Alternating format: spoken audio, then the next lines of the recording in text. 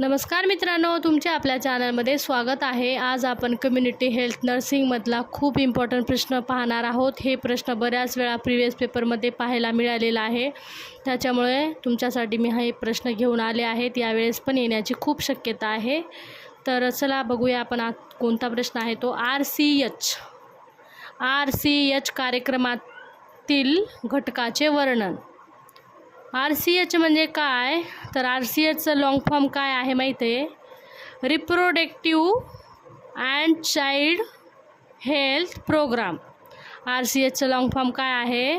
Reproductive and child health programme. हा माता व बाल आरोग्य सुधारण्यासाठी सुरू करण्यात आलेला आहे। या कार्यक्रमाद्वारे महिलांचे, बालकांचे व कुटुंबाचे आरोग्य जपले जातात। यालाच आर-सी-एच म्हणतात। आर-सी-एचची सुरुवात 1997 मध्ये झालेली आहे। तर आर-सी-एच म्हणजे काय? Reproductive child health programme.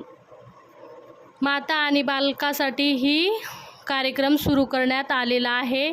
महिलांचे, बालकांचे आरोग्य याच्यामध्ये जपले जातात, यांच्यासाठी जास्त ही योजना काम करते। तर आपण आर-सी-एचचे कार्यक्रमात घटक कोणकोणते आहेत, कोणकोणते घटक याच्यामध्ये समावेश होतात ते पाहणार आहोत। तर बघा, गर्भवती मातेची तपासणी करणे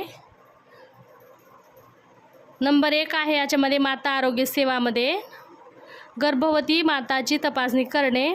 नंबर 2 आहे सुरक्षित प्रसूतीस प्रोत्साहन देणे। नंबर 3 आहे प्रसूतीपूर्व व प्रसूतीनंतर सेवा देणे।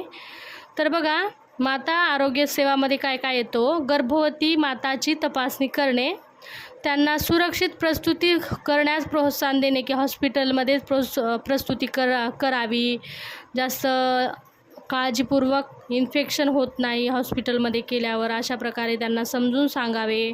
आणि प्रसूतीपूर्व व प्रसूतीनंतर सेवा देणे, त्यांना प्रसूतीनंतर पण सेवा देणे फार गरजेचं आहे। हे झालं माता आरोग्य सेवामध्ये। आता बाल आरोग्य सेवामध्ये पाहूया काय काय आहे।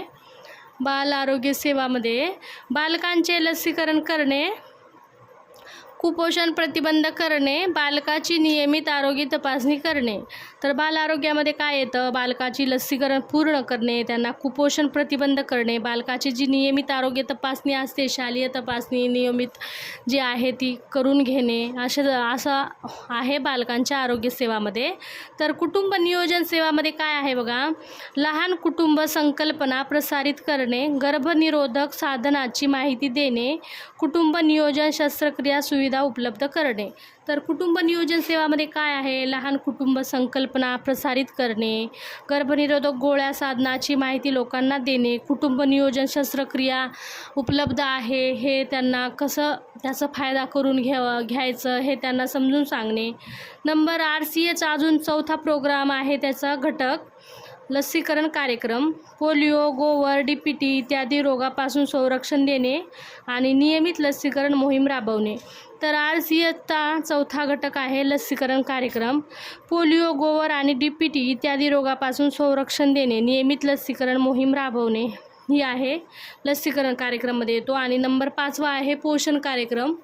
पोषण कार्यक्रममध्ये काय येतो?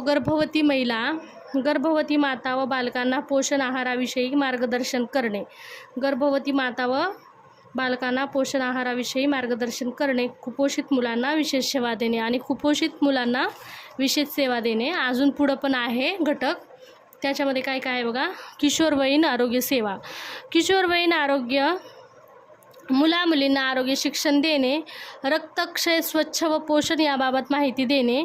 तर किशोरवयीन आरोग्य सेवामध्ये काय येते? किशोरवयीन मुला-मुलींना आरोग्य शिक्षण देणे, रक्तक्षय, स्वच्छता व पोषण याबद्दल माहिती देणे। आरोग्य शिक्षण पण आहे याच्यामध्ये, स्वच्छता, पोषण व रोग प्रतिबंध याबद्दल जनजागृती करणे आणि लोकांना आरोग्याविषयी माहिती देणे। आरोग्य शिक्षणामध्ये काय आहे? स्वच्छता, पोषण, रोग प्रतिबंध याबद्दल जनजागृती करणे आणि लोकांना आरोग्याविषयी माहिती देणे।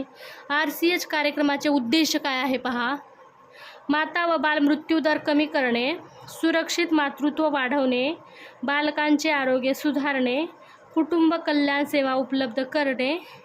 हे झालं माता बाल आरोग्याचे उद्देश. तर काय काय आहे उद्देश? माता बाल आरोग्य मृत्यूदर कमी करणे, माता व बाल मृत्यूदर कमी करणे, सुरक्षित मातृत्व वाढवणे, बालकाचे आरोग्य सुधारणे आणि कुटुंब कल्याण सेवा उपलब्ध करणे, हे झाले उद्देश. घटक काय काय आहे बघा, आपण एकदा पाहूया कोणकोणते घटक होते. तर नंबर 1चं घटक आहे माता आरोग्य सेवा, बाल आरोग्य सेवा, कुटुंब नियोजन सेवा, लसीकरण कार्यक्रम, पोषण सेवा आणि पुढे आहे किशोरवयीन आरोग्य सेवा आणि आरोग्य सेवा. हे झाले त्याचे 7 घटक आणि RCH कार्यक्रमाचे हे 4 उद्देश आहे. तर मित्रांनो, व्हिडिओ आवडला असेल तर व्हिडिओला लाईक करा, मित्रांपर्यंत शेअर करा. काही कमेंट असेल तर कमेंटमध्ये प्रश्न विचारायचं तर विचारा. चला भेटूया नेक्स्ट व्हिडिओमध्ये. बाय.